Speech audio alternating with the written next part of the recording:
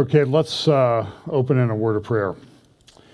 Lord, thank you for the opportunity we have to come today and talk about some of the things that are going on in the world and discuss how they fit into our framework for Bible prophecy and things that we know that are coming, and how we see the stage being set for things that you have prophesied in your word. We pray that you will bless our time together. Always help us to keep in mind that we have tremendous hope if we are believers in Jesus Christ, and how this all works out for us in the end. And we pray that you will help us to stand firm in an evil time and to be willing to share the hope that we have with others around us. In Jesus' name, amen. Well, today I'm going to talk a little bit about the Middle East. Eventually, when I get to it, I will talk about it today. I apologize for not doing a midweek update. I had some other things I had to do, and it does take a tremendous amount of time because I have to get the recording set up, I have to edit it, and it's not, a 1 hour update. If I ever did a 1 hour update, right? It takes several times that long to edit it, get all the slides ready, many more hours than just an hour and a half. So other things came up this week, and I thought, well, I'll just leave it for Sunday and try to cram it in again, which doesn't seem to be working very well. So today I will talk about the Middle East, and I'll just sort of title that The Drone Arrangers, because this asymmetrical warfare thing that we have going on is very different than almost any time in human history. Well, it's really different than any time in human history because of the flow of information and the weaponry and the ability of small powers to project a lot of power. And I think this has some prophetic significance to it. Here are some of the other platforms that we're on: Fellowship Bible Chat, YouTube, Facebook, Vimeo, Remnant Truth Network, and Rumble, Real FBC. Rumble takes a little while to get up on Sunday. It's not the fastest network. I mean, YouTube still is the gold standard, but of course we have to be respectful. I did preach first hour today on the sign of the prophet Jonah, the rejection of the sign of the prophet Jonah. You might want to listen to that. I'll repeat a little bit of what I said there. We live at this time, though, where there's this crazy convergence of all of these things that are going on. It's happening very quickly. This is sort of the framework that I use based on some of the scriptures. We have Ezekiel 38 and 39. We also have the conditions, I think, of the Psalm 83 that we see sort of forming in our world right now, which I think is significant. And we'll see how that goes. And there's just a lot happening on that every week, it seems like. There's a convergence. Everything is happening at the same time. We also have to keep in mind the logistics, that some of these things have to have a foundation built. And we talked a couple weeks ago about one person's view of the Temple Mount and how that could be turned into a house of prayer for all nations, which was really kind of stunning and interesting. But there are people within Israel that are talking about it too, and I think that that's critical. And then as we get closer to the end times, we will have understanding. Now I'm going to start off with, back in 2017, I was at a conference in England. I think you can probably still find the video. The title of my talk was called The Silence of the Shepherds. Because as I said first hour, my view is that the wolf in sheep's clothing that we're warned about is not a wolf with a sheepskin. It's a wolf that looks like a shepherd. This is how I understand the passage. And that's why it deceives the sheep. That's why the sheep are warned, watch out for wolves in sheep's clothing. That's what Paul warned the Ephesian elders when he met with them. And so I played a clip of Andy Stanley from many years ago where he was kind of taking a shot at the Old Testament. That's Old Testament stuff. It's not that important. We're in the New Testament.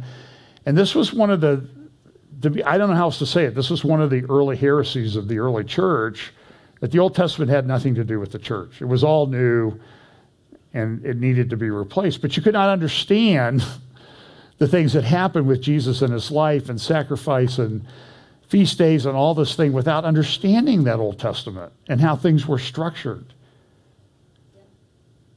And so in a talk a number of years ago, Andy Stanley, in this talk, A Silence of the Shepherds, I focused on a lot of things that Andy had said, including one where he says it doesn't really matter whether you believe Jesus is the Messiah or the Son of God. It's just if you believe in Jesus and you follow him, you'll have a better life. Now, that's very troubling. And is belief important? We talked about that first hour.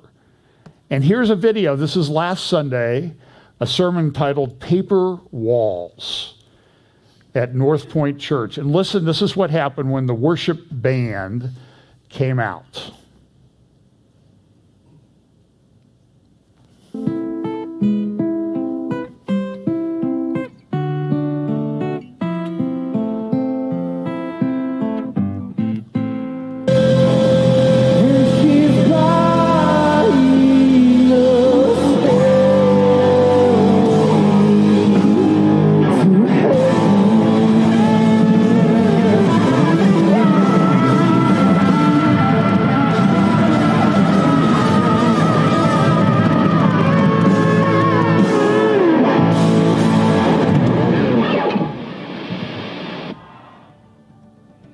Now the pastor.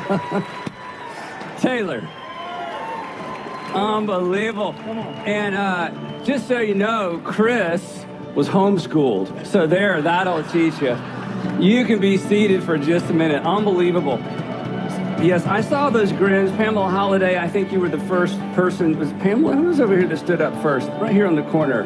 Was that you that stood up first? You just couldn't help yourself. Yes. It was the call to worship. So why did we do that? Here's why we did that. Because we have to let the band get things out of their system every once in a while just so they'll play the songs we need them to play. Oh my goodness. You know, so when I watched the rehearsal and they sent me this stuff ahead of time, it just reminded me that, you know, for some of you, that was a reminder of a season of life. I can see some of the guys my age kind of looking like, oh my gosh, they're just thinking of high school. Some of you it reminds you of your parents' season of life, you know, or your grandparents, or it might have reminded you of a Cadillac commercial. Anybody like, oh yeah, I heard that, the Cadillac commercial. I have no idea who's saying that, right? But you know what it reminds all of us of? It reminds us that time just moves on, right? And if we're lucky, we get to get older. But if we're intentional, we get to get wiser. And Now, listen, this is trouble. This passes for worship in large chunks of the evangelical church. I'm going to play a clip also of someone who is sort of high on my irritant meter, who's Russell Moore, formerly of the Southern Baptist Convention's Ethics and Religious Liberty Commission. Now works, I think he's the editor at Christianity Today. So he's interviewed by the Washington Post a while back. And of course, the subject of what happened a year ago at the nation's capital came up. So I just want you to listen to this. And then we'll point out some of the inconsistencies in it. If you can, now be careful, the hypocrisy is going to be like a tsunami, man. I've just warned you ahead of time. So here's the interview with Russell Moore. I think this happened last July, but this is what he said. Well, it's great to have you. We were living in challenging times, and I wanted to start by asking you about vaccine hesitancy among white evangelicals, where I believe about a quarter say they're hesitant and won't get the vaccine. Can you tell me what's fueling that hesitance? Well, I think there are a lot of people in the secular world who assume that the hesitancy is coming from theological distinctives to evangelical Christianity. And there are some people who will say things along the lines of, God will protect me, I don't need a vaccine. Mostly, though, that's in the prosperity gospel, health and wealth form of Pentecostalism, in my experience. Much more so what's going on in your typical evangelical church is the same thing that you will find in some other sectors of American life, which is sorting through misinformation, trying to figure out what's true and what's false. And I hear from pastors often who are saying, I'm trying to encourage my people to be vaccinated, showing them all the things that we can do together if we are, but There's a great deal of misinformation that comes through on social media feeds and sometimes cable news networks, and that simply is much more time in the week than an hour or 2 hours on Sunday. You've said several times, you've mentioned misinformation, and I'm curious about how the church is responding to the spread of QAnon and other conspiracy theories. What's the role here of the church in your view? Well, it's not so much QAnon as a formal movement. Very rarely do I hear people who will say, I'm a supporter of QAnon, but often they will pick up conspiracy theories that are being spread by QAnon and similar groups and don't even know where this is coming from. And this is a great concern, not only to pastors, but one of the things that I find myself dealing with often now are young evangelicals who are saying, help me know how to talk to my parents. They might say that their parents have become involved in some of these conspiracy theories and they're worried about them and want to know how to connect with them. Well, that's almost the mirror image of the conversations I would have been having 10 years ago when parents would be saying, help me to know how to talk and connect to my children. So that's a great concern, and it seems the possibilities are only that it could get worse. So we need to be ready for this. So that makes me think back to January the 6th and the fact that some of those people raiding the Capitol building said they were answering the call of God. What do you make of that? How should we be responding to that? Well, I think I was as angry as I've ever been when I watched the insurrection against our country, our Capitol building, with some signs using Christian symbols and Christian language, Jesus saves and so forth, which is, of course, completely contrary to the message of Scripture, to the message of... Okay, now, do you see the hypocrisy here? I was as angry as I've ever been when I saw attack on my country.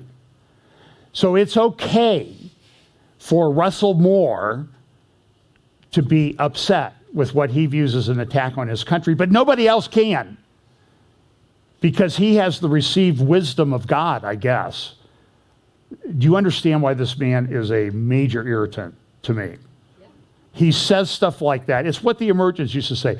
That's your truth. There's no absolute truth, they would say. Remember that? And I'm like, do you believe that absolutely?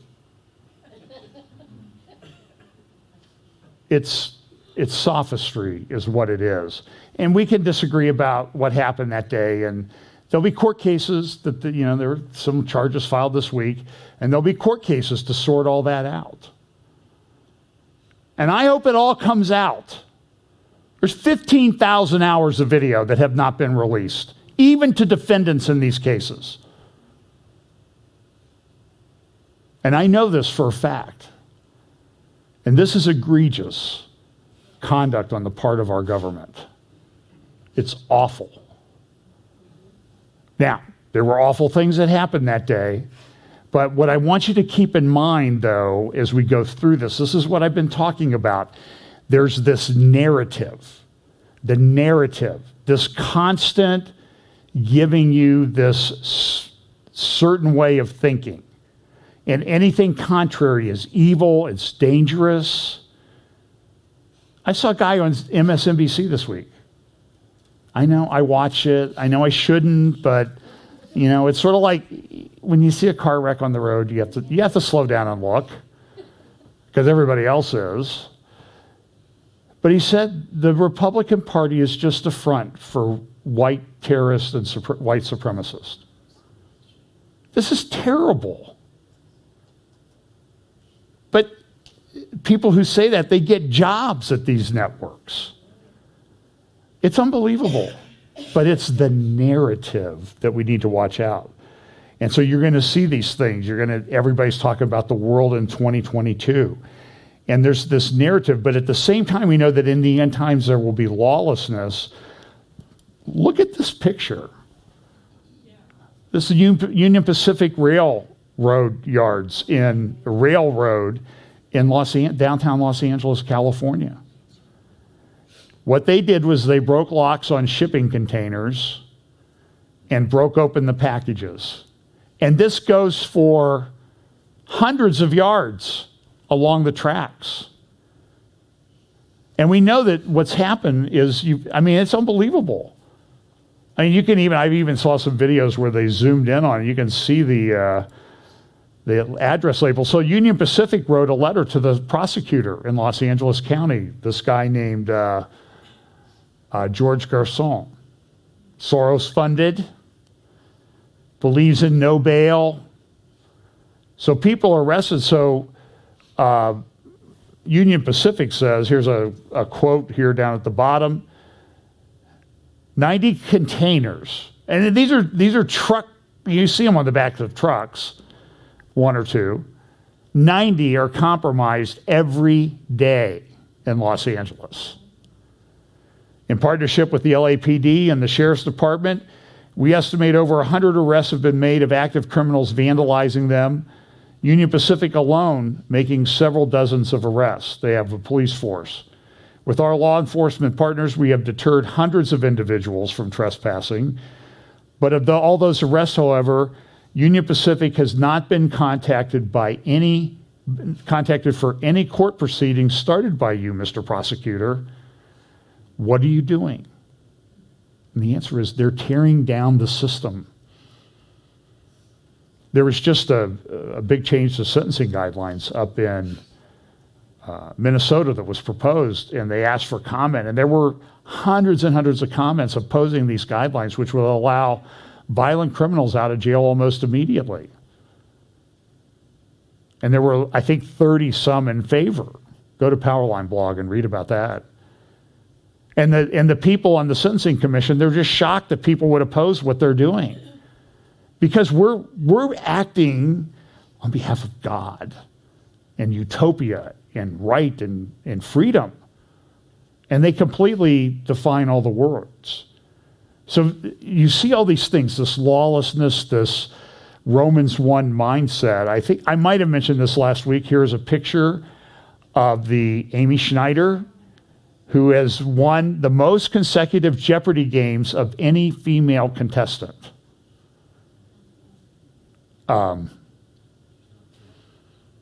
Show me her DNA. Because she identifies as a female. In Washington, the state of Washington, there have been protests about a series of laws that are coming into place in Washington to revise certain sections of the code with regard to children. There are several sections. I'll just show you this first one. So what it says, health carriers and insurers shall adopt policies and procedures that conform administrative, business, and operational practices to protect an enrollees, that's someone who, like, you work a job, you get health insurance, you're the enrollee, and protected individuals who are identified as minors that are covered under your work policy. They're protecting the protected individual's right to privacy or right to confidential healthcare services granted under state or federal laws. And what are those services? And look at what a healthcare insurance company is not allowed to do. You may not require protected individuals to obtain the policyholder, primary subscriber, or other covered person's authorization to receive health care or to submit a claim if the protected individual has the right to consent to care. The health carrier must recognize the right of a protected individual or enrollee to exclusively exercise rights granted under this section regarding health information related to the care that the enrollee or protected individual has received. And what could that care possibly be? Sex change. Hormone blockers before they've entered puberty. In many parts of the world, this is considered child abuse. The legislature of Washington has enshrined it into law. Romans chapter 1, God will give them over to a reprobate mind, meaning they will lose the ability to reason. And the examples of that we see in our world and culture today are legion. It is a judgment of God that has come upon them. The other narrative you're going to see a lot, and this is from a couple weeks ago in the Sunday Review section of the New York Times. It's called, the title of it is The Disaster Atlas. And it goes on the whole section, A World on Fire.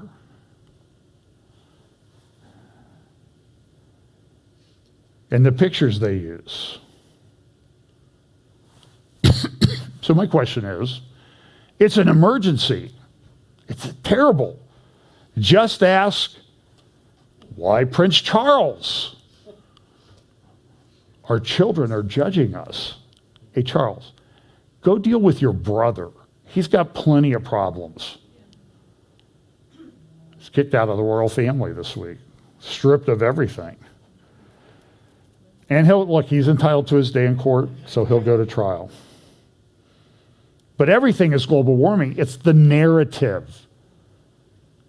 And listen, if they're locking everything down over this thing, are they going to lock it down over a climate emergency? What do you think they're going to do? They're going to use it. I went through one of the exercises that they have. Now, I haven't seen all the press this morning. I got up early, but I had a message to finish preparing. This is the South Pacific, Tonga, near Tonga, east of Australia, way out in the middle of the Pacific Ocean. And it was captured on satellite. I love high definition and satellite images. This is an underwater earthquake went off. Looks like a nuclear bomb, doesn't it? They had tsunami hit Tonga. They even had a couple foot of waves that hit Southern California. They closed a lot of beaches. Of course, I was conversing with somebody on social media last night about it. I'm sure that there's going to be a bunch of people grab their surfboard and run to the beach. And there were tons of surfers out there in Southern California catching the wave. Now, are they going to blame this on global warming? There are about 8 active volcanoes in the world right now. They put out more carbon than all of humanity. By the way, this is something that's not very talked about going on. This is from the Financial Times last week. Crypto cannot easily be painted green. What's up with that? Well, crypto requires computers. Computers run on angel's wings, I think, right? No, they run on electricity. Do you know that there are many countries in the world whose power needs combined are outstripped by a great deal by the power that's used to run these crypto farms, server farms. And it just continues to grow. I think you saw the news this week out in New Albany where there's already billions of dollars being spent on server farms. They're going to build even more out there.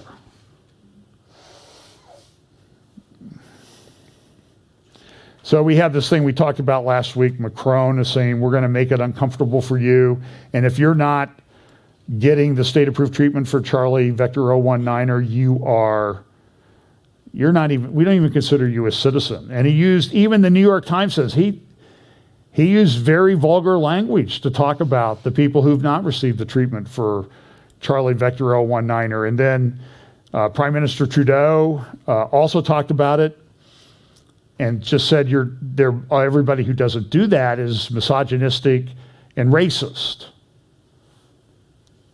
And the leader here's from the national newspaper in the United Arab Emirates today. Canada looks for ways to pressure those who have not received the state-approved treatment for Charlie Vector 019er.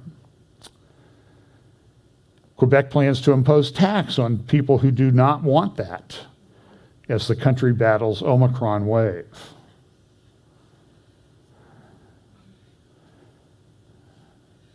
Djokovic, who I talked about last week in this really rather nasty editorial cartoon from I can't remember what paper that was from, but he got deported again this week because he had not told the truth on his entry visa. He won a court case, but then they took him back to court, and he's been deported now. Can't compete in the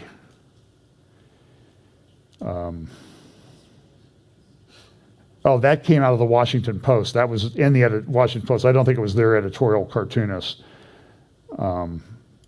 Who, if it's the one guy I'm thinking of at Washington Post, that's not even lunatic enough for him, that editorial cartoon. But they're trying to put this in. This is out of the National Post.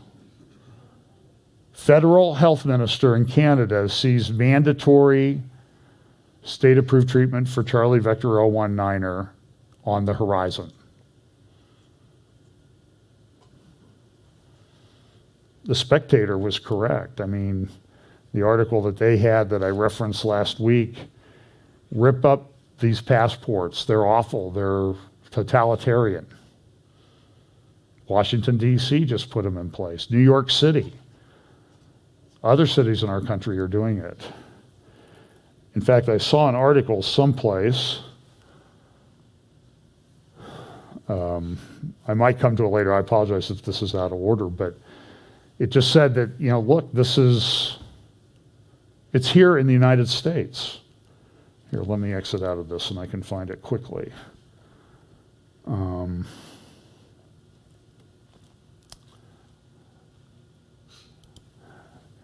Before I get to that, this is one that's kind of heart of a genetically altered pig is transplanted into a human. Now, all the articles that talked about it were like, they didn't think this was good. Why? Because we shouldn't be doing this, maybe? No, because the recipient wasn't worthy.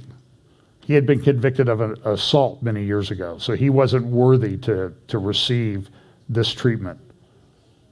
And you're going to see what Ezekiel Emanuel talked about under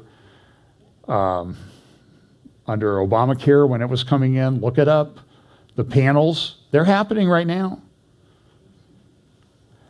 So here's a report from Go Get Doc.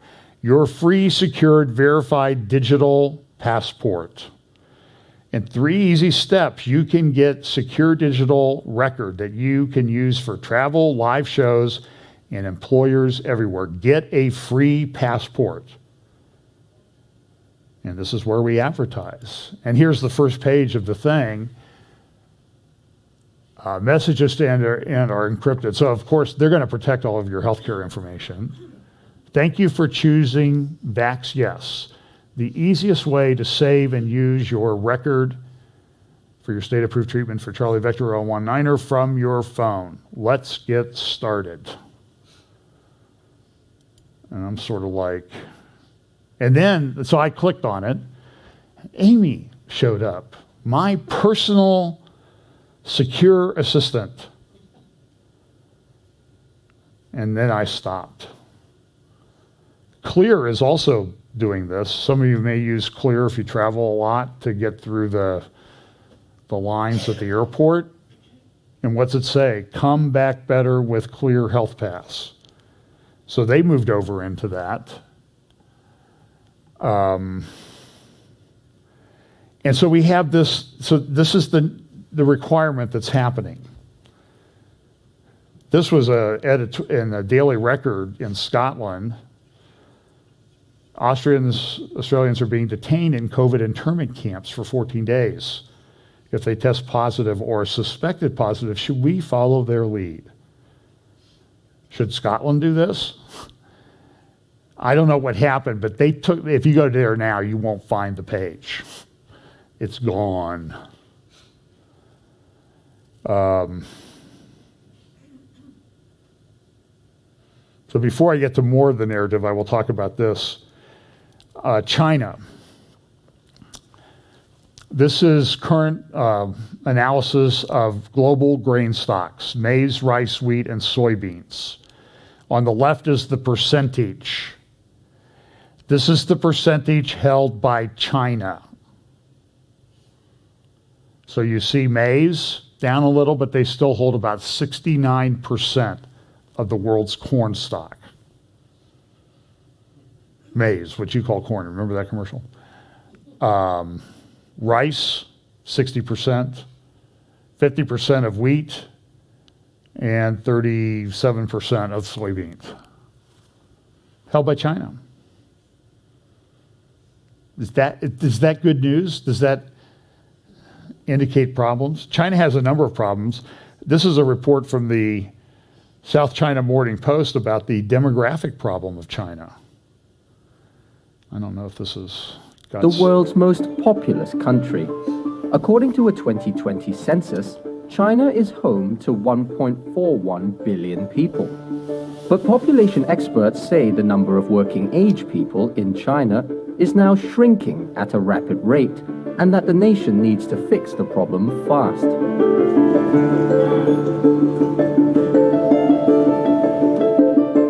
When the Communist Party won control of China in 1949, overpopulation was not a major concern. Chairman Mao Zedong said, "Even if China's population multiplies many times, she is fully capable of finding a solution.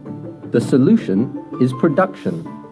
But nearly 2 decades later, China was facing an overpopulation crisis. The nation's fertility rate reached 6.18 births per woman in 1968. By 1973, there were 882 million people in the country. That's when authorities first decided to start encouraging people to have fewer children.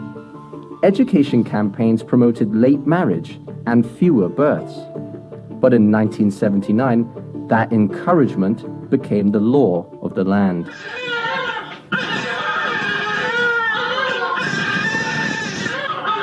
Under the leadership of China's second paramount leader, Deng Xiaoping, China implemented a one-child policy aimed at slashing the country's birth rate.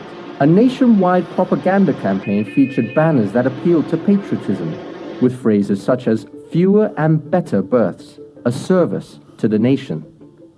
Others warned, "Sound the alarm about population growth and stay vigilant."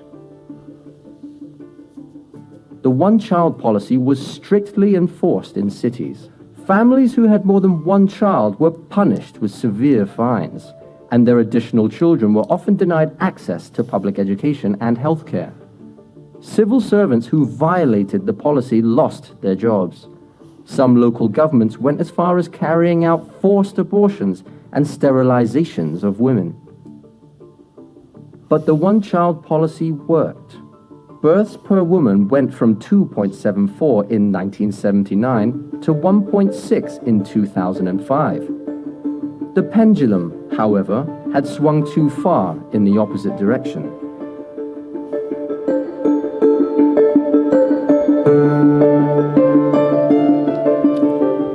Demographic experts say a fertility rate of less than 2.1 births per woman would leave China in a situation where there are too many elderly people and not enough younger ones to take over their jobs or care for them. Among those So do you think that could cause supply chain problems?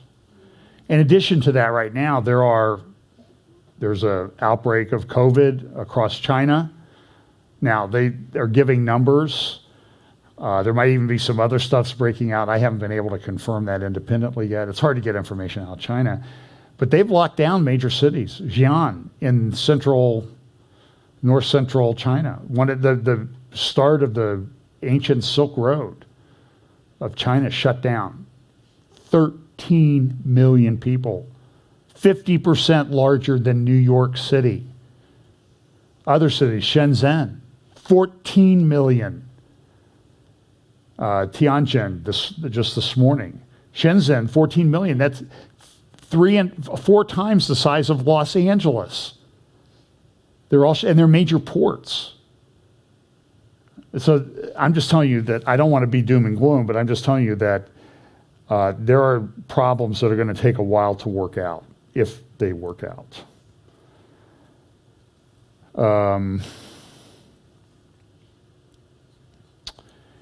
So the narrative, was announced by Attorney General Merrick Garland. Thank goodness that he did not Justice Department forms a unit to fight domestic terror, special unit. They had a discussion about this at the University of Chicago in a Zoom call. Here is the former number 2 at the FBI, who was himself charged with inappropriate conduct at best. Of course, when the administration changed, what happened? He gets his full pension. And then he gets on this Zoom call and he talks about the events at the Capitol in early January of 2021. And one of the things that he says, and this is from this article in the Federalist, conservatives are in the same category as Islamic terrorists. Now, I think that's probably hard to believe, right? Here's what he said. Yeah, I can tell you from my perspective of spending a lot of time focused on the radicalization of international terrorists and Islamic extremists and extremists of all stripes, what we are seeing and what Professor Pape's research makes clear is that this group shares many of the same characteristics of those groups that we've seen radicalized along entirely different ideological lines. I can tell you that in 2014, as we were watching the rise of the caliphate in Syria, we were watching this incredibly high quality propaganda being pushed out in new and aggressive ways over social media and being used to recruit adherents across the globe and to attract people to come to Syria to fight on behalf of the Islamic State for all kinds of different reasons. They had different pitches and different groups of propaganda directed at different people. What we saw, those who were drawn to this radicalization, eventually we pulled together, tried to kind of combine a look across all of our cases, the subjects of all of our investigations who were folks who were attempting to or had traveled to Syria. And what we saw was America. It wasn't what we expected to see. It wasn't just young males, unemployed, uneducated, recent converts, disenfranchised, alienated guys who spent their time in the basement looking at, propaganda on the internet. It was doctors and lawyers and people from the suburbs, and it was black, white, and every shade of brown. It was people who were... Do you understand what he's saying? You see what he did? The pivot that he made right in the middle there? Well, we looking at this Islamic, and we saw America. This is the former number 2 at the FBI. The narrative's running rampant. Here he says that parents at school board meetings pose a threat to national security.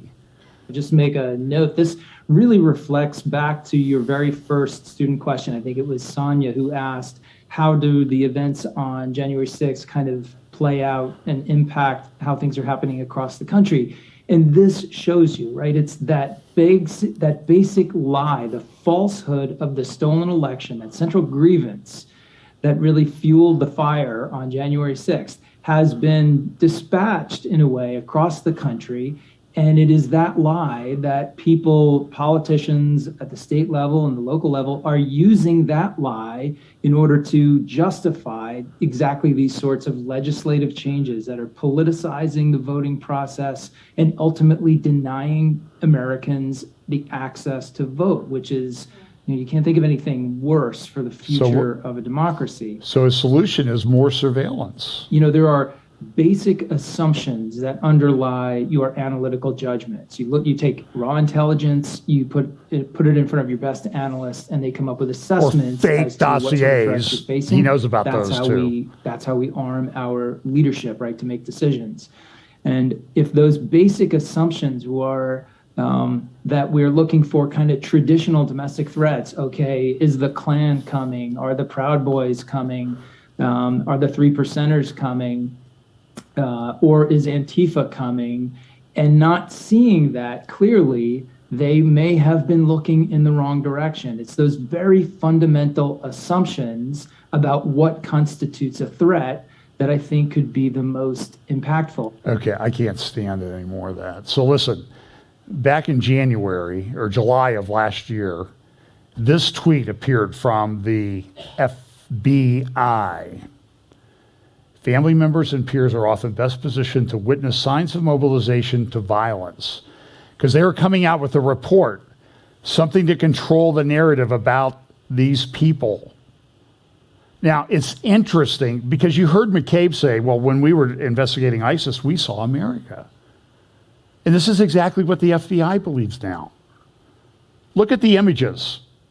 Do you see the plane back there and the towers? See somebody on the computer? Listen, these images, this is images from an FBI report from 2019 called Mobilization Indicators, Homegrown Violent Extremists. So look at the pages there. These are the images that they're now saying apply to people who go to school board meetings and complain, or some of whom got out of hand at the Capitol. By the way, did Joe Biden still become president? Was anything successful that day?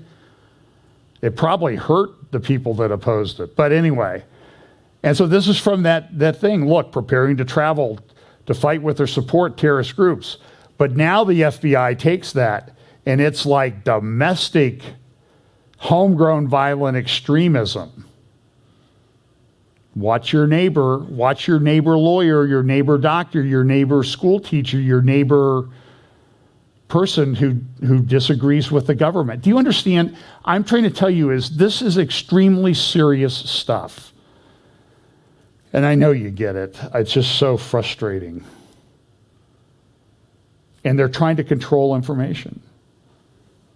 Some of you know Joe Rogan. A group of doctors came out this week. He's the most popular podcaster on planet Earth.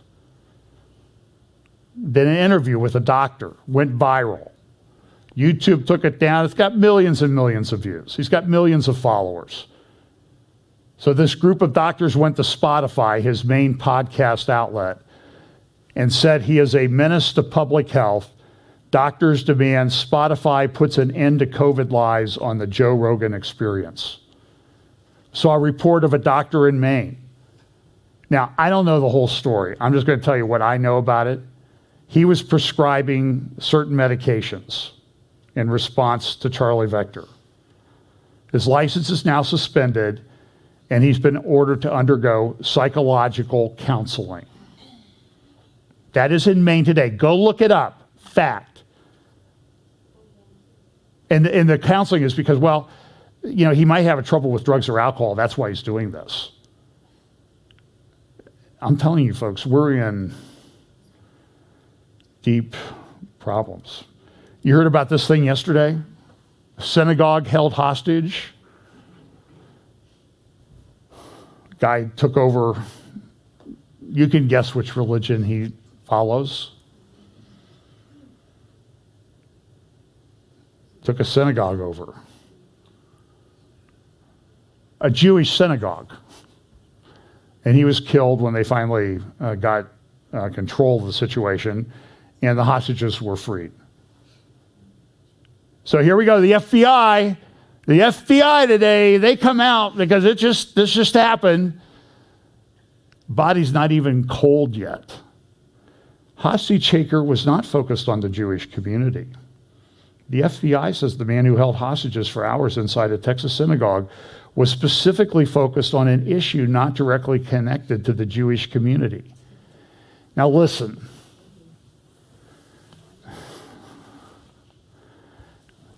There are ranches in Texas that have a lot of what the FBI is putting out in that tweet. I think you know what I mean. Remember this, but this is the way the narrative happens. Remember President Obama interviewed by Vox after the attack on the hypermarket, a Jewish store in Paris? And Obama said this. He said it was a random act. It is entirely legitimate for American people to be deeply concerned when you got a bunch of violent, vicious zealots who behead people or randomly shoot a bunch of folks in a deli in Paris. That's not what happened. Remember the prior reiteration of the press secretary We now have Cruella von Zuckerberger, or Pisacki-burger, whatever. And I don't know if these people come from central casting, because Jen says something and you go, Pisacki. I mean, that's just not, it's Pisacki. Well, the prior in the Obama administration, remember we had a guy named Josh Earnest. And my nickname for him was Joshing Earnestly, because that's what he had. Here was when he was questioned about the president's comments, Obama's. Asking about his description of the shooting at the kosher deli in Paris as being randomly shoot a bunch of folks in a deli of Paris. I mean, this was not a random shooting of a bunch of folks in a deli in Paris. This was an attack on a kosher deli. Does the president have any doubt that those terrorists attacked that deli because there would be Jews in that deli? Well, John, it is clear from the terrorists and some of the writings that they put out afterwards what their motivation was. The adverb that the president chose was used to indicate that the individuals who were killed in that terrible, tragic incident were killed not because of who they were, but because of where they randomly happened to be. They weren't killed because they were in a Jewish deli, though? They were in a kosher John, deli? These individuals were not targeted by name. This is the point. Not by name, but by religion, were they not? Well, John, there were people other than just Jews who were in that deli. Does he have any doubt that deli was attacked because it was a kosher deli? This was No, not John. any random deli. No, John. This was a kosher deli. I answered the question once. No. Remember what I said is that guy would flatline any. I used to work for a polygraph expert in grad school, and he would flatline that thing. He would. I mean, they wouldn't even get a bump. And I suspect that they've got someone who's like that. So here's CARE coming out. National director said, we strongly condemn. They don't agree with the FBI. We strongly condemn the hostage taking at Congregation Beth Israel in Colleyville, Texas. The latest anti-Semitic attack at a house of worship is unacceptable act of evil. Now, I think that's CARE covering their backside, to be honest with you. This is a recent CARE report. These are the extremist groups, Islamophobic groups that got money. American Freedom Law Center. The prior page was American Center for Law and Justice. CAMERA, the Committee for Accuracy in Middle East Reporting. Christian Broadcasting Network, Clarion Project, David Horowitz Freedom Center, Foundation for the Defense of Democracies, Investigative Project on Terrorism, Middle East Forum, and Middle East Media Research Institute. Okay, so here's a rule of thumb. Those are all places that you can go and get wonderful information. Okay? So follow those. So if CARE is attacking them, then those are who you should follow. But this thing about disinformation, Sweden has now set up an agency to counter foreign disinformation. And we see a lot of this going on with the Ukraine-Russia thing. I won't go into too much of it. I do have another part of my presentation. But the disinformation is already starting for the 2024 campaign. Look at this. This is from the Sunday Times in the UK. Mayor Pete ready to ride to the rescue as Democrats head for the buffers.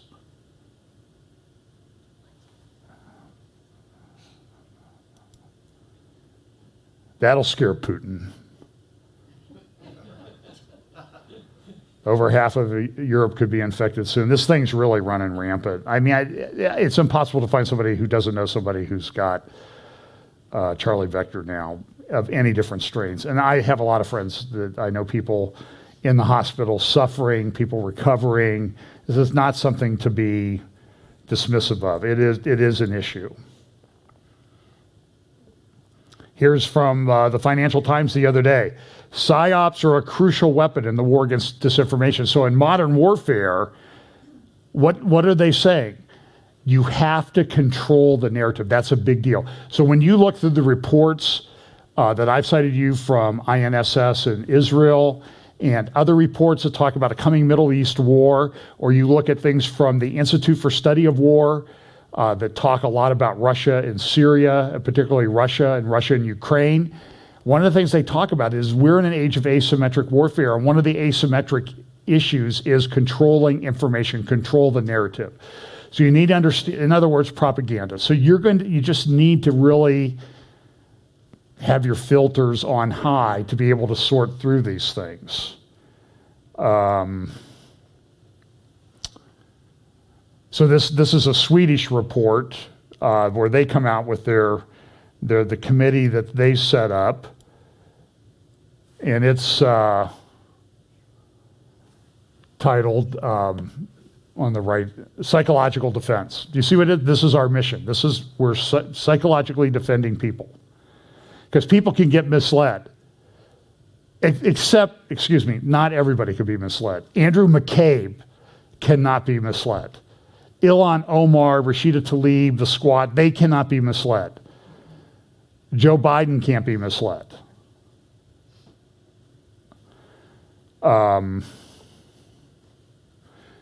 So here's the report. This was what I was going to cite earlier. Quietly and over some objections, a national digital vaccine card has emerged. That's the story from NBC News. That's a U.S. story. It's here. And it's being rolled out. Let me see.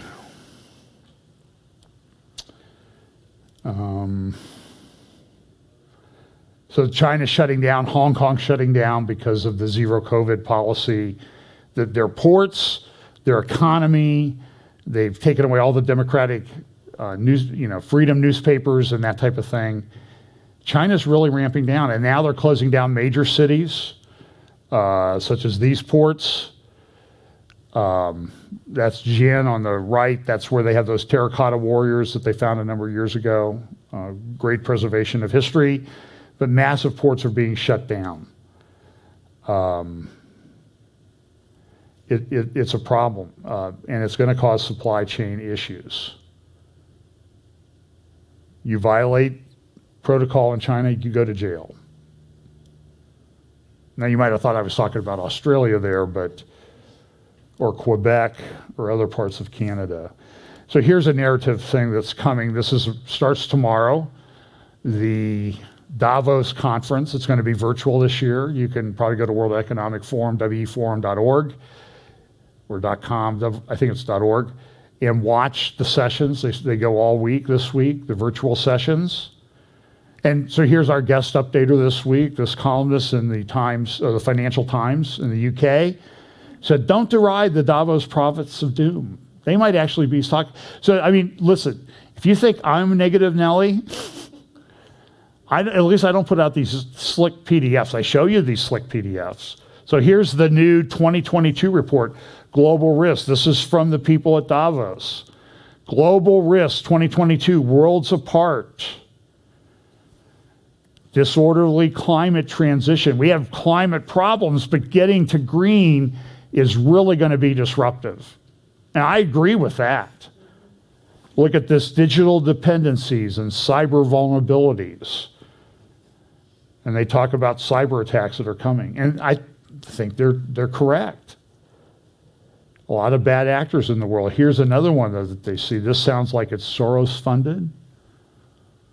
Barriers to migration. Oh, can't have those. Crowding and competition in space. Well, this kind of cracks me up. So it's a very small, teeny, weeny, tiny part of space. You know, we're men, we kind of get these outside egos. We're going to run everything. We're going to control everything. We're going to make things better. But, you know, what man has been able to harness in space is this little, I mean, it wouldn't even be a grain of sand on the ocean, the beaches of all the oceans of the world. That's my opinion. I mean, God made this unbelievable universe. I'll make another one. Refreshing resilience. So look at some of the topics they're going to cover. Time to shift to net zero emission plastics. Virtual reality on the lower right. Treatment for Charlie Vector 019er. Embrace artificial intelligence.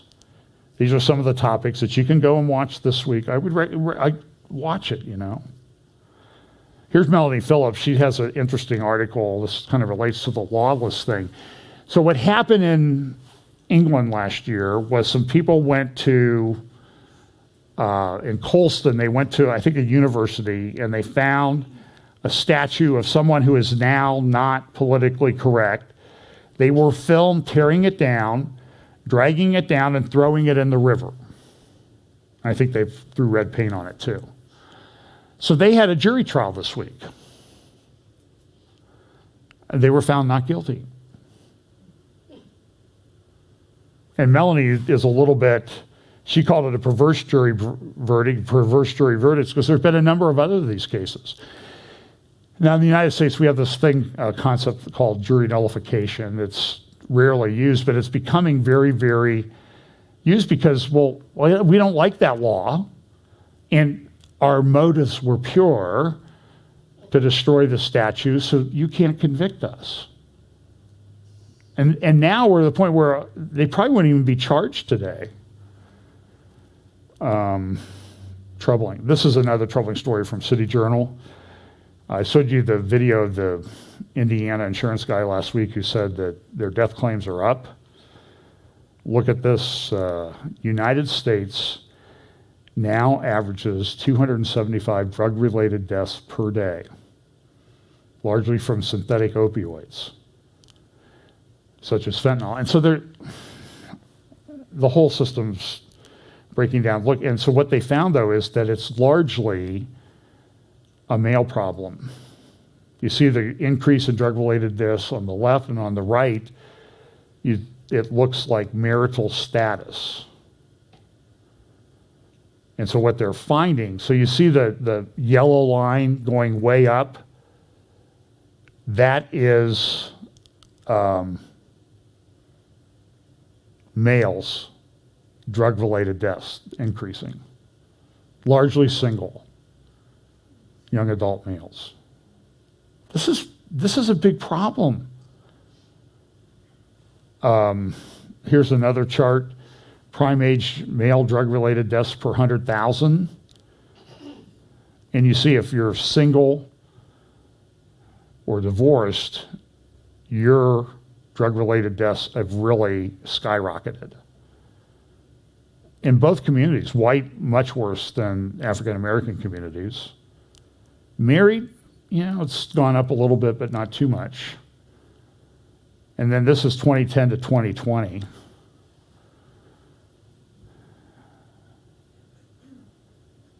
And it shows education things. And so the City Journal article says, any discussion of opioid deaths then should focus on the unique perils of the unattached male.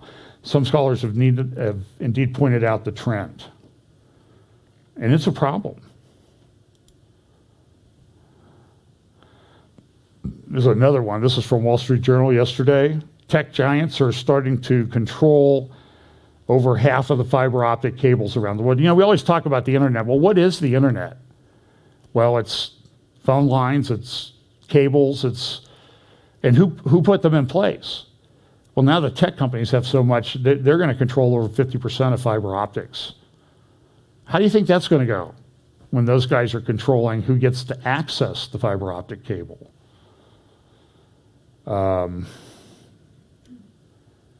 Big trouble. Okay, I'm going to close this one and open my other one.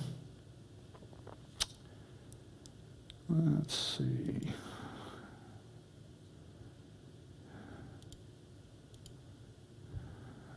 Okay.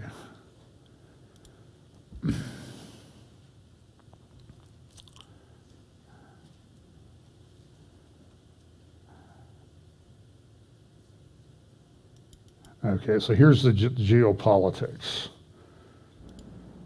And let's jump into this.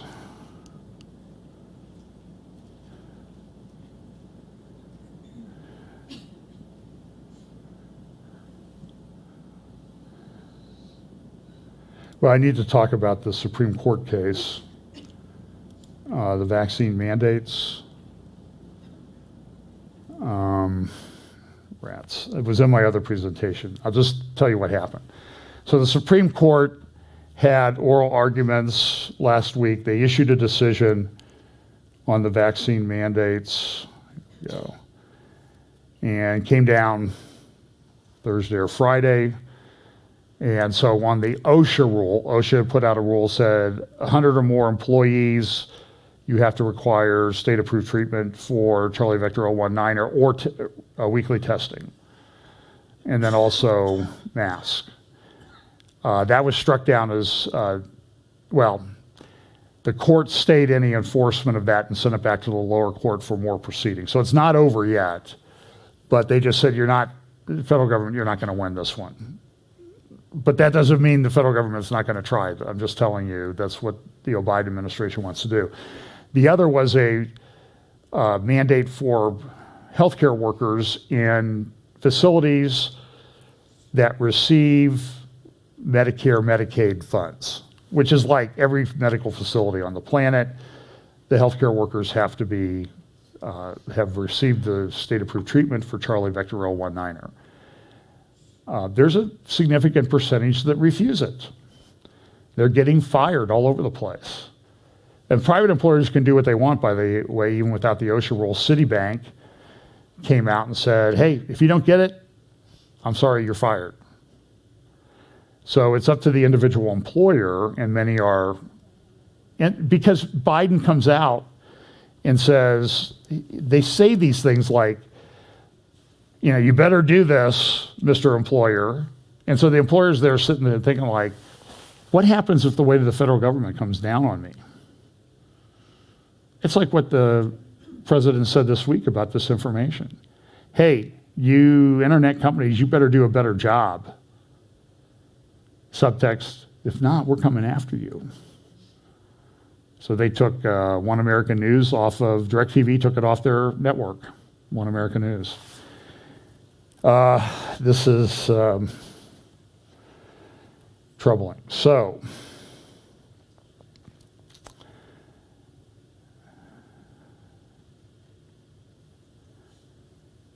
here's the narrative, part of the narrative. And I said, this is the celebration of Soleimani, who was killed 2 years ago this week. And of course, here he is standing in front of the wall. I think you need to zoom out on that one. If you could zoom out on that slide. There you go. You see the imagery that Iran's using in their propaganda camp? So because people think, Soleimani was for Palestine. And of course, there he is with a picture of him at the Temple Mount. Seth Frantzman has a wonderful article in the Jerusalem Post on Friday talking about how Soleimani was running around the Middle East funding Hamas everywhere. I even saw a video. It looks like Soleimani in a Hamas tunnel in Gaza. It looks just like him. Now, I don't know if it is him or not, but that's what this narrative is.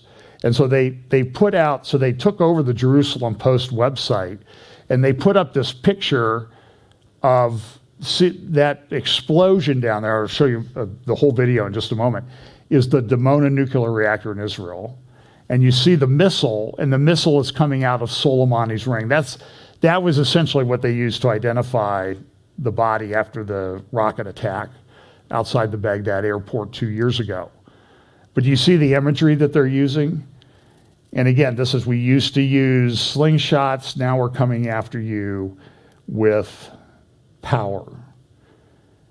And here's part of the video. This is the Dimona reactor in the Negev. These are some of the rockets that you'll see in this video. It's called the Great Prophet Exercise 17. Here's their drone away. This is where I get the drone arrangers from. These are drones that they shoot off. You'll see this, I think, in the video. And here's other missiles that you see the drones flying out there, other missiles that they have. And then here's the video that Iranian television, I think it was Tansim News, put up about the Great Prophet 17 exercise.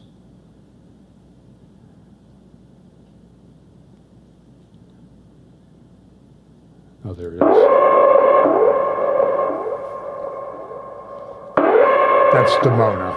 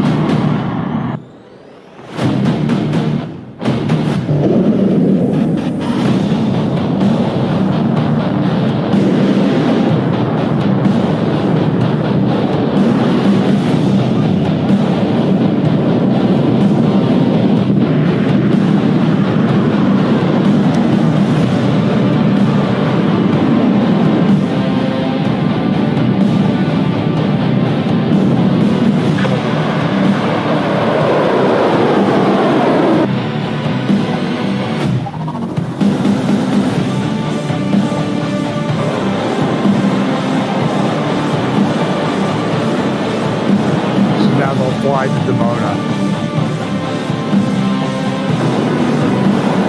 I mean, it's nice that they do this so people know how to develop defenses for it. There's the Dimona reactor. Drone hitting it. And then, of course, you'll see the missile coming in. It'll explode first, and then the missile hits it. Maybe they got their editing mixed up, but... Now, what kind of message do you think they're sending by this? Well, they're sending a message as we're going to destroy this baby, your nuclear reactor. The other thing that they've done, and this is a long article in Tansom News, and I think Seth Fransman also did a good analysis of this in Jerusalem Post, is that what they're doing is, you see how the path of the rocket is kind of squiggly? Misleading maneuvers, they called it. In other words, they're trying to develop these hypersonic missiles that can shift and change direction, which makes it very difficult. And this is Iran that's talking about this. The development of maneuverable ballistic warheads in the final phase causes the enemy system to have difficulty in predicting the route by leaving the warhead out of the conventional orbit. And they have all these graphs and charts and everything that they've done. And this is Seth's article. Iran looks to maneuvering missiles to evade defenses. You can find that about a week and a half ago in the Jerusalem Post. Editorial from Arab News, Iran's war machine pursues military supremacy. Another article, this is from a couple weeks ago in the Los Angeles Times. Front page, in a once fertile Iraq, a way of life drives up. What's going on? Well, they say climate change and politics. So they're always going to blame climate change. But what happens is the Tigris and Euphrates rivers that run into Iraq, are the water that flows into Iraq in Syria is controlled by who? Turkey. What's Turkey been doing? Building big dams, filling those dams up, using the dams as a defensive weapon. And one person in Turkish government years ago was heard to say, hey, you Arabs, go ahead, drink your oil if you want. We got water. Now, do you want to make a deal on the oil? And so this whole thing, Turkey's dam building spree continues at steep ecological costs, and a way of life is just completely drying up. I've been talking about this for quite a while. So it's causing drought problems to be exacerbated. Article from DW and also BBC. This is from a few years back. Last year, how water shortages are brewing wars. So this is another thing. This is a Iranian guy, and he's saying something against Israel. Nasrallah also came out speaking against Israel. So did Raisi.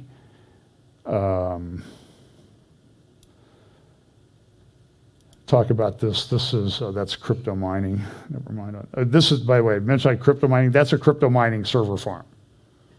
It's going to take some electricity to run that, and it's chewing up a lot of resources.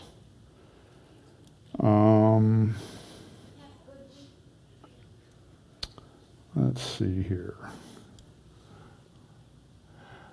Okay, I'll talk about this quickly, and then I think we'll finish up with this.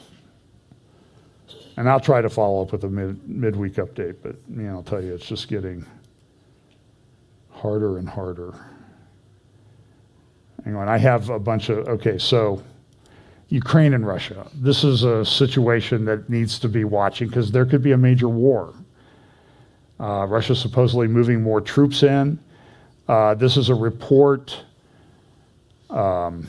This is what Russia proposed back in December. They said to NATO, hey, NATO and U.S., here's the proposal to the U.S.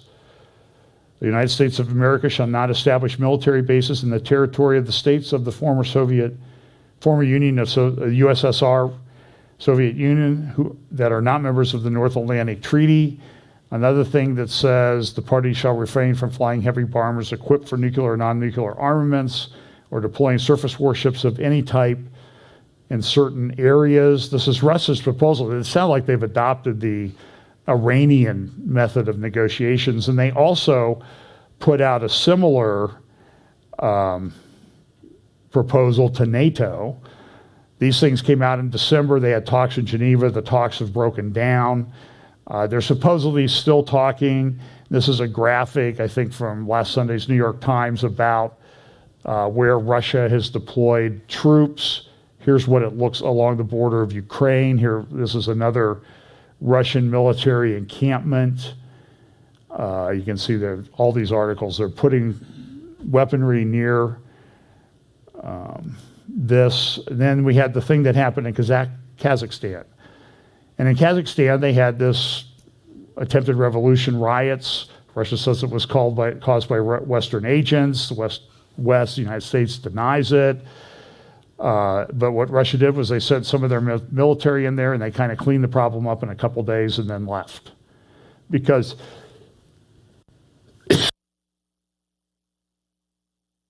Kazakhstan is very important to not only Russia but also to China with regard to the Silk Road. And so they've gone back and forth. Part of this relates to Nord Stream 2, which is transiting Russia gas to Germany. Gas prices have gone way up. There have been times when the gas pipelines from Russia have flowed back towards Russia as Russia tries to use a little bit of economic warfare. Here's another picture of, so that's Nord Stream 1 and 2 there. This is, this is the Turk Stream across the Black Sea, which is also a Russian pipeline thing, where it's going to like the former Yugoslavia, Serbia, Bosnia, that type of thing. And Nord Stream, this Nord Stream thing is a massive investment. This is just sort of a graphic that Nord Stream issued a few years back about how they were constructing that. I mean, this is in cold waters in the north and open oceans. This graphic from the Financial Times this week about Putin's playing chess, maybe we're playing checkers. Putin says, okay, look, I don't like your missiles near Russia, so I'm talking to Cuba now. So now here we go with the old Cuban Missile Crisis all again. Great article in Wall Street Journal yesterday about the Putin puzzle. Why Ukraine, why now? If you want to take some time, go to the Institute for the Study of War, understandingwar.org, and you can download some of the great PDF analyses that they've done on Russia and Ukraine. The first part, they talk about why is Putin doing this? And it says this: Putin and his advisors rely on an asymmetric approach to achieving their objectives that focuses on creating conditions within the information spaces of target states. So in other words, everything is asymmetrical warfare now. It's weapons, drones, which are much cheaper than aircraft, and you don't have to worry about, the health, religious, or other status of an airline of a pilot for the thing.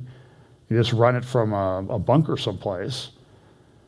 And so so understanding war has some great things. They updated it just this week. They say, hey, we got a few updates to our big multi-page report. So I downloaded and I thought, well, I'll start reading this. And it's like a phone book. And everything in yellow is stuff they've updated over the last couple days. So there are Russian troops now. They're even along the border of Belarus. And this is showing the NATO troop numbers in the region in Lithuania, Latvia, and Estonia. Look at that. 987 in Estonia, 1,175 in Latvia. At least this was as of this being done a couple weeks ago. 1,114 in Poland. I mean, so this could get out of hand very quickly, and Putin doesn't seem to be backing down. And they went in and they helped Kazakhstan because Kazakhstan is important to Russia. The Belt Road Initiative goes through Kazakhstan. The world's largest inland port is there in Korgos on the Chinese-Kazakhstan border, as they have to shift from the railroad gauge down to, I can't remember if it's a wider gauge they have to move everything to. So they have the largest inland port in the world there. It's part of Belt and Road. Now they're doing Belt and Road in Central America.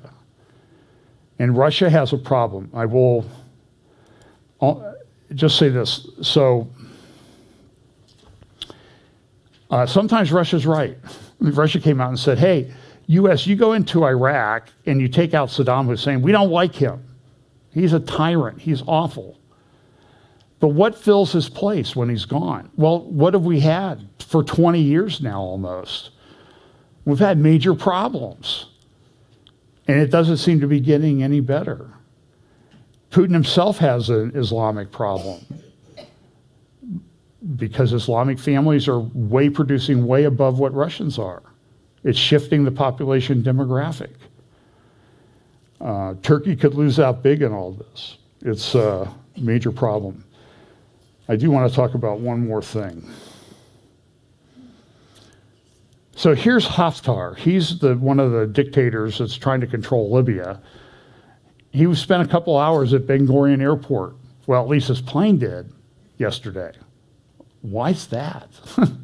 He's a presidential candidate in Libya. Why is he coming to Israel? And then there's this. This is this front page of the Jerusalem Post today. Netanyahu likely to agree to Mandelblatt's plea deal. What he do in the plea deal is he'll plead to a couple of charges, no jail time, he'll pay a big fine, but he has to withdraw from politics. And so some people are very happy about that. I mean, Netanyahu's been around for a long time. He's burned a lot of bridges. This is an editorial from Gideon Levy in the Haaretz, a left-wing newspaper, and he's just saying, listen, this whole thing, the goal has been to get rid of Netanyahu. And as Caroline Glick said in her podcast a couple of weeks ago and this week, the charges, I'm an attorney, I've looked at them as much as I can. They seem to be trumped-up charges. Therefore, things that are not really prosecuted as crimes might not even be a crime. But part of the problem is the Israeli legal community has been able to get control of the courts, the prosecutors, and I'm just telling you, said it many times, the thing you should fear most in the American system is a rogue prosecutor. Because they can make your life, they can ruin your life. And I've seen it happen many times, even with people that are not guilty. So here's an article in Israel Hayom about Netanyahu maybe resigning. Let's see if any of this can wait. Oh, well, if you want, so here's a couple, here's something. China and Tehran are implementing their agreement that they reached. And the Iranian foreign minister is going to Russia this week for meetings. And at the same time, things aren't going real well for Prime Minister Boris Johnson in the UK. He had some parties. One of the parties he had at 10 Downing Street was on the eve of Prince Philip's funeral. And people are mad. I mean, everybody's mad at Boris Johnson. I don't know that his government survives. Well, that's that's like another political earthquake. It's happening all over. I mean, we live at a time of great instability. Here is an editorial cartoon from today's Times of London. In this one article, here you see Prime Minister Johnson's wife, and the caption above says, Prime Minister, leave and take your husband with you. The Prime Minister should quit and take her husband with her. And then this editorial cartoon, and I'll close with this comment. I do not know. My suspicion is that Prime Minister Boris Johnson, given his propensity to enjoy parties, said that, well, at least he's looking forward to his going away party. So a lot of instability in the world, folks. War, rumors of war, economic supply chain. You heard it all. I mean, you didn't even hear all of it today, but there's a lot of things going on. So listen, we know that this is a time of great instability. I will also say, though, I have to confess to you, I'm not that nervous about it because I have hope. I know where I'm going to end up. You know? I know if I get sick. My sister, a few years ago, almost 4 years ago now, she had a heart attack and died. And